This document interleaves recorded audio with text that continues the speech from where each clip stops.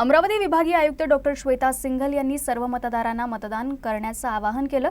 लोकशाही मजबूत करण्यासाठी प्रत्येक नागरिकाचा सहभाग महत्त्वाचा आहे आणि प्रत्येकाने मतदानाचा हक्क बजावला पाहिजे असं त्या म्हणाल्या।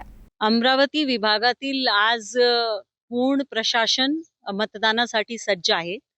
आम्ही 1642 बूथ मध्ये आता पूर्ण विभागात मतदान सुरू आहे।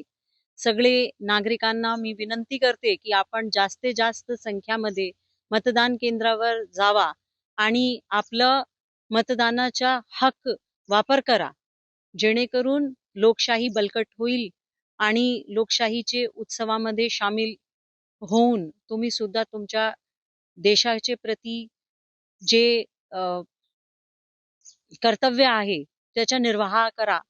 तसेच जे नव मतदार आहेत त्यांना मी खूप शुभेच्छा देते की आज ते पहिल्यांदा त्यांच्या मतदानाचा हक्क वापरत आहेत।